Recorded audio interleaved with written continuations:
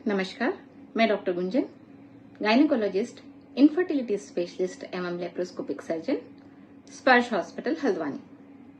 आज मैं आपको बताऊंगी प्रेगनेंसी के दौरान ध्यान देने योग्य 10 इंपॉर्टेंट बातों के बारे में।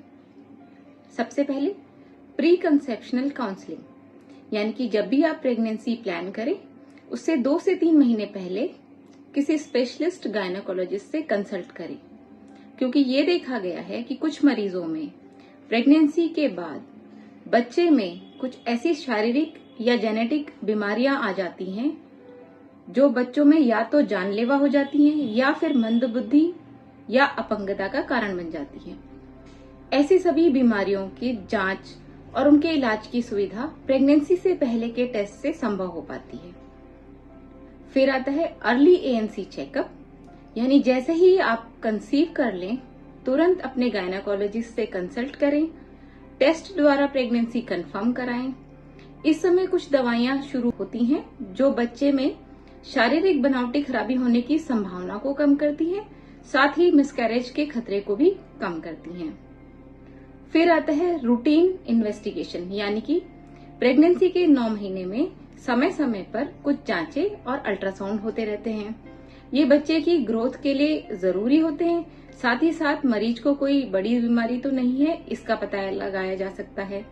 तो ये सभी जांचें आप अपने गायनेकोलॉजिस्ट के सलाह से करवाएं और ऐसे डायग्नोस्टिक सेंटर से करवाएं जिससे इन सभी बीमारियों की जांच हो सके और कुछ खतरा हो तो पकड़ में आ सके। फिर आता है रूटीन ANC चेकअप, यानी कि पूरी प्रेगनेंसी के दौरान आपको हर 3-3 हफ्ते में अपने गायनेकोलॉजिस्ट से चेकअप कराना है। ये चेकअप कराने से बच्चे की ग्रोथ एंड डेवलपमेंट का पता चलता है। फिर आता है टेटनस का इंजेक्शन। यदि आपको पिछले 5 साल में कोई भी एक टेटनस का इंजेक्शन नहीं लगा तो प्रेगनेंसी के दौरान 2 टेटनस के इंजेक्शन लगते हैं, जिन दोनों इंजेक्शन के बीच में 1 महीने का अंतर होना चाहिए।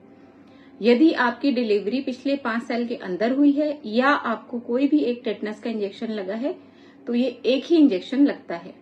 इस इंजेक्शन को जरूर लगाएं क्योंकि ये आपके बच्चे को टेटनस से बचाता है। फिर आती है डाइट।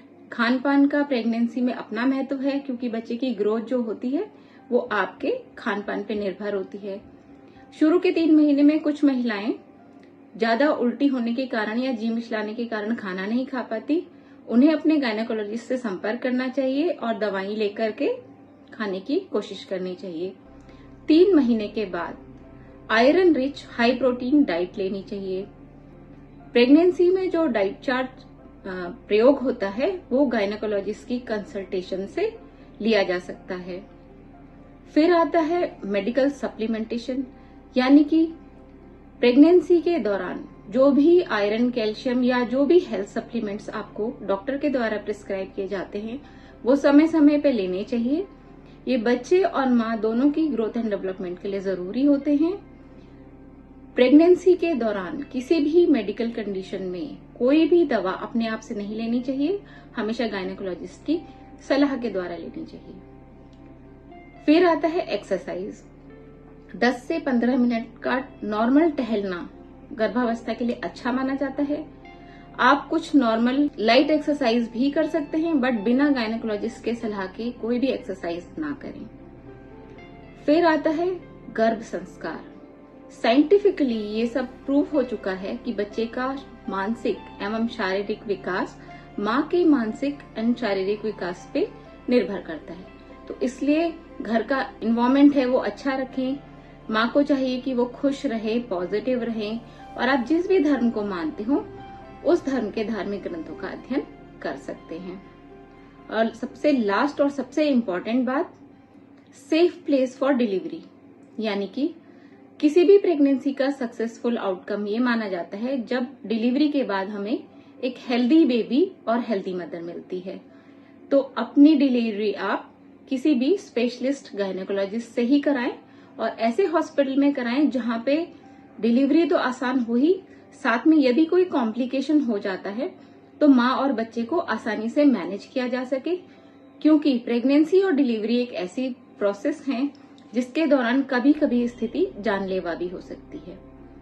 ये सभी बहुत इंपॉर्टेंट बातें हैं। इसके अलावा डिलीवरी के बाद आयरन, कैल्शियम और सप्लीमेंटेशन 3 महीने तक लेने चाहिए। बच्चे को सारे टीके जो गंभीर बीमारियों से बचाते हैं वो समय समय पर लगवाना चाहिए। और यदि आप अपने बच्चे के स्टेम सेल बैंकिंग कराना चाहते हैं, जो बच्चे के जन्म के समय ही पॉसिबल है, उसके लिए अपने गायनेकोलॉजिस्ट से सलाह लें। स्टेम सेल बैंकिंग आपके बच्चों को भावी जानलेवा बीमारियों से बचाने में मदद करता है। बाकी प्रेगनेंसी के 9 मंथ में उचित खान पान, रेगुलर चेकअप के द्वारा हम एक स्वस्थ बच्चा और एक स्वस्थ मां पा सकते हैं।